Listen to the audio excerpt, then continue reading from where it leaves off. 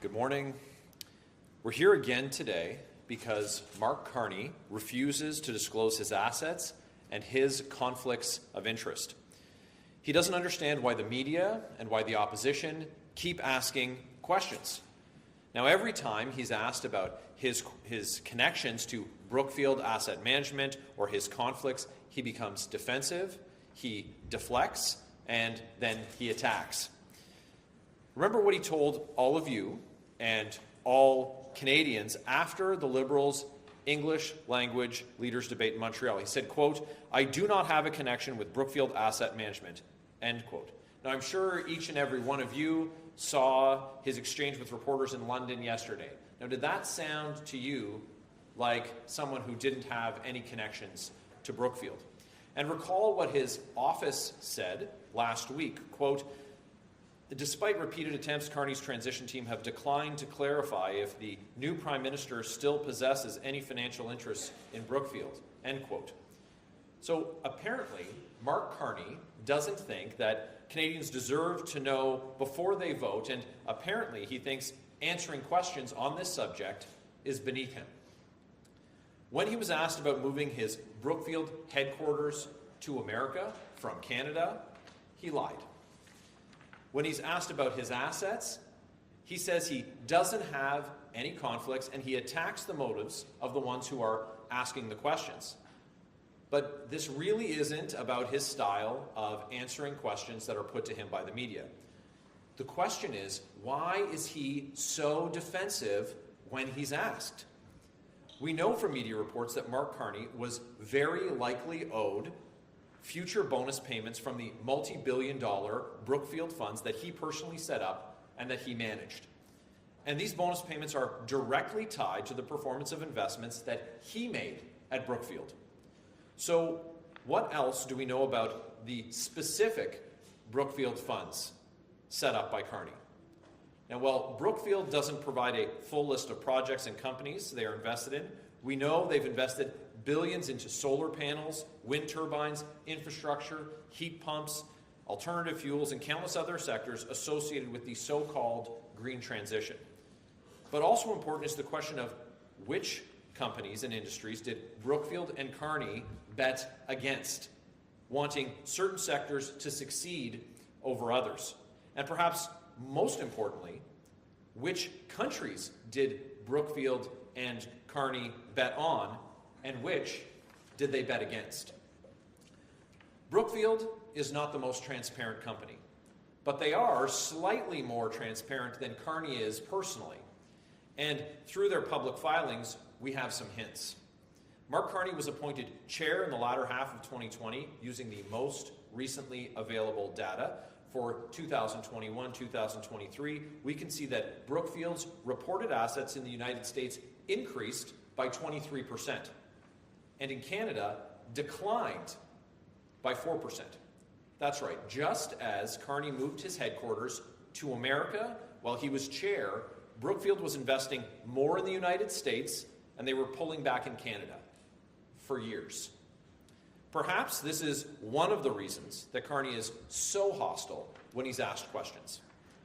We also know that Mark Carney handed over what he called a, quote, "full and robust conflict of interest management plan," end quote, to the ethics commissioner last week. And yesterday, he bluntly denied having any conflicts of interest. So how can somebody claim to have no conflicts when just last week he told the commissioner he has so many conflicts that he needs a full and robust plan to manage them all? Why won't Carney share his supposed conflict of interest plan with Canadians so that they can see for themselves? Brookfield investments touch on huge areas of public policy: energy policy, environmental policy, industrial policy, taxation policy, and infrastructure policy. Now, I could go on and on. Now, is Carney planning on recusing himself from government discussions and decisions in those areas?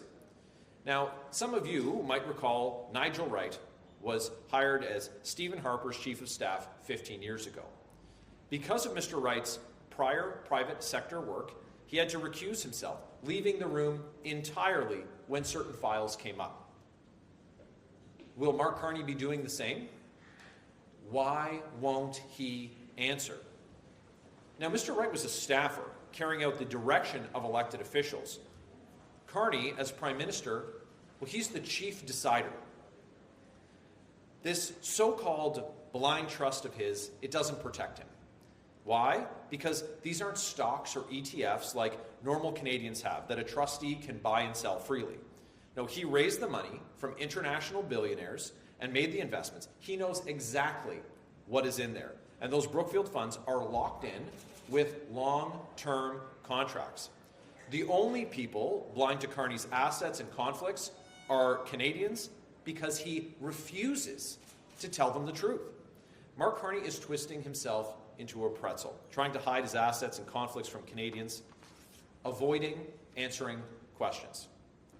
Now, I'm not sure exactly how much attention Mark Carney has been paying to Canadian politics over the last decade, but conflict of interest, it's a serious thing. The Carney-Trudeau Liberals have been repeated violators of conflict of interest laws. Justin Trudeau, twice himself. If Mark Carney's going to go to Canadian voters and ask for a fourth Liberal term, he needs to be transparent. And he could do that today. We're calling on Mark Carney to immediately disclose all of the assets that he put into his blind trust and releasing his, quote, full and robust conflict of interest management plan, end quote. If Carney has nothing to hide, he should have no problem doing so. We know that he has them on file. Get it done today. And with that, I'll take your questions. What is your party's relationship with the provincial counter-party? Like, what is the federal Conservatives' relationship with Doug Ford's Progressive Conservatives? Is it a good relationship? You know, we have a working relationship with anyone who shares our priority to put Canada first. The plan that's been laid out by Mr. Poilievre with respect to provincial jurisdiction, breaking down interprovincial trade barriers, any of the premiers who are prepared to work collaboratively with us on that will find a great partner in Conservatives. The same is true with mayors for cities who are prepared to get rid of the red tape and bureaucracy that's driving up development charges, driving up the prices of homes. So we're ready to work in good faith with partners across Canada who are ready after 9 years of these Carney-Trudeau Liberals to put Canadians first. The conflict of interest, what are specifically the conflict of interest that you're worried about, and how would that impact Canadians? So things like the carried interest funds that will see payments made to Mr. Carney based on the performance of these funds are something that should concern all Canadians. Mr. Carney built these funds. He was the one who went out and solicited the investments for it. And so these aren't something that once in a blind trust, though the trust is being managed by someone else. Who is managing it, we don't know. But though it's being managed by someone else, they can't simply just sell these assets as they would in a regular stock portfolio. These are locked in with long-term contracts. So Canadians need to know what is the benefit that Mr. Carney stands to gain from funds like those. But which one are you concerned about? Well, we've listed the three funds that Mr. Carney has, these global transition funds, 1 and 2, the catalytic fund. These are ones built by Mr. Carney, and he knows what's in them. And all of these funds touch on areas that are regulated federally or will be impacted by decisions that he can take. So the question is Mr. Carney going to recuse himself? Is he going to absent himself from discussions and decisions anytime these issues are raised? And what's more, is he prepared to properly divest them? Because simply placing them into a blind trust, as some people have pointed out, is more of a Venetian blind because he's able to see in. There's a process underway with the Conflict of Interest and Ethics Commissioner's Office, and it's their responsibility at this point, as I understand it, to take the information that Mr. Carney has given them and then to provide him with advice. Does he need to recuse himself? What does he need to disclose to Canadians? What does he need to divest? Do you have faith in that office and its ability to do its job? So the problem that we have right now is that while that advice is being developed, is we have Mr. Carney who's taking international meetings, setting a national policy, and making decisions, signing orders as with his black Sharpie, as we saw the other day. And what is the impact on his personal wealth, his personal investments as a result of that? Are we simply to be satisfied as Canadians that someone can be the Prime Minister of this country and be the only public official, the only public office holder in Canada who doesn't have that public disclosure? Not only is Mr. Carney the Prime Minister, he is currently the least transparent public office holder in Canada. Simply saying that, well, there's a 60-day timeline. He had the opportunity at the outset of the process when he was seeking to become the leader of the Liberal Party, where he could have disclosed this information to Canadians. Why is it that he must wait for the maximum amount of time that's statutorily allowed to him? Why won't he simply be transparent with Canadians and provide them with the confidence that their Prime Minister is acting in the best interest of Canada and not his own best interest? And what's the evidence that Mr. Carney will put his own profits ahead of Canadians? Well, just take a look at his decision. When he had the opportunity to send a message as the chair of Brookfield Asset Management to keep its headquarters in Canada, to keep it proudly Canadian. And what did he do? As he noted in his letter to shareholders, in the interest of higher profits for himself, for his board, and for their shareholders, he moved it to Donald Trump's hometown in New York City, and he sent that letter urging all of the shareholders to ratify the unanimous decision of his board, of which he was chair, in order to ensure their profits. When did that letter get sent? Within a week of Donald Trump saying that he was going to attack Canada with unjust and unjustified tariffs. Were you surprised to see his snippiness yesterday? You know, the way in which Mr. Carney answers the questions, as objectionable as it might be, isn't the paramount issue. It's the fact that he's refusing. He's distracting from the real problem here, and that's the lack of transparency. The lack of transparency from someone who, when pressed by media, one of his few times that he's taken questions from the media since he entered elected politics or running for public office, and he lied. He lied about his role at Brookfield. And so not only can we not simply take him at his word, we now need to question what his motives are. And you know, and if you look at what he said on Friday here in this building, when he said that they were going to eliminate the carbon tax, and then yesterday he says that's what he says here in Canada, and then yesterday he's in Europe and he says we need to have a carbon tax in place in order to trade with other countries, which is simply not true. Okay, officially speaking, he had 60 days to disclose the information to the ethics commissioner, which he's done. So I'm wondering, like, speaking rules-wise, is it the rules that you want to change since he's officially abided by them?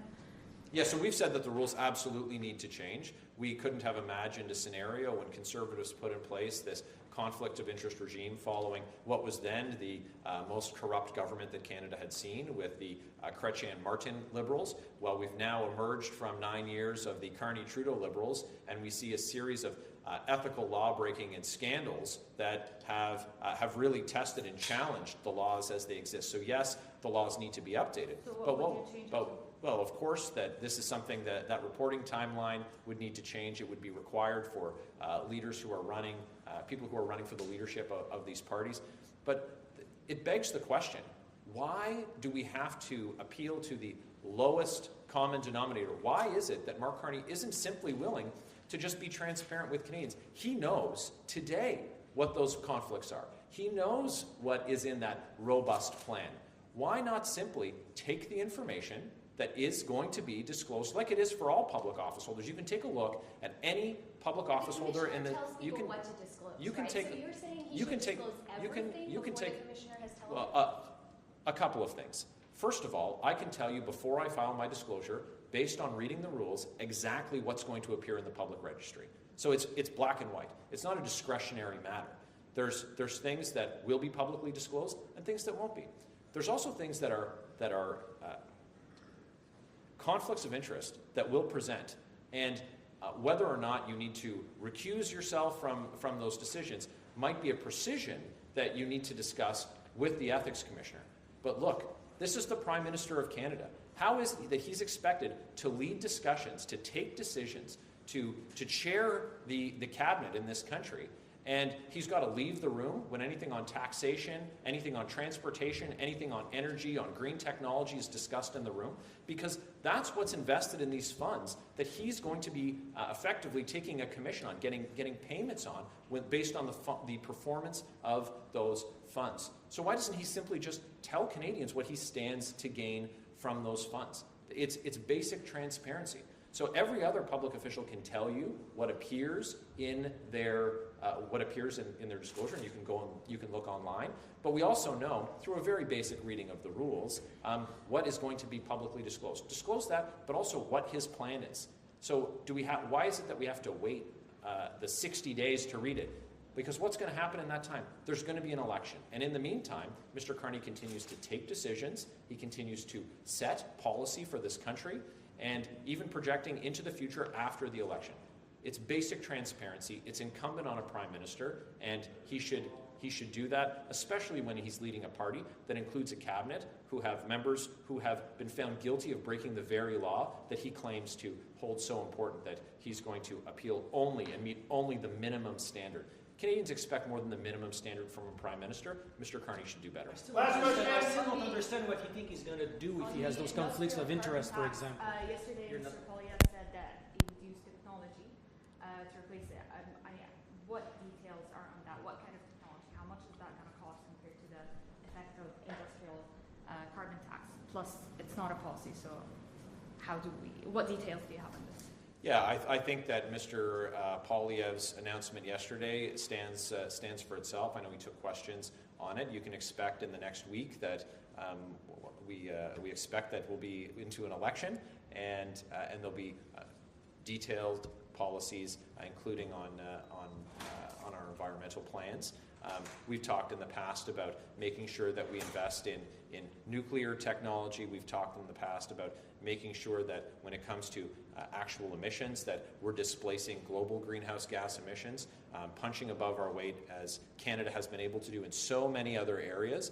But by exporting our clean and ethical natural gas, our clean and ethical oil to other markets than the United States, in addition to that trading relationship. Look, we've had the opportunity in the past, had we as a country built the capacity, the ability to export natural gas on our west coast and on our east coast, we could have displaced dirty oil, unethical natural resource products from other countries. You look at the deal that the U.S. just struck with Japan.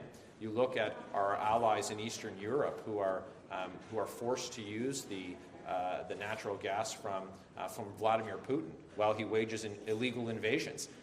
How much could we do to displace global emissions with our clean natural resources from this country, and what could we do to build on international friendships and partnerships and other trading relationships by making those products available? So there's a lot for us to do. There's much that hasn't been done under the 9 years of the Carney-Trudeau Liberals, but we look forward to giving you more information we expect in the next week. Thanks so much for your questions today. Thank you very much.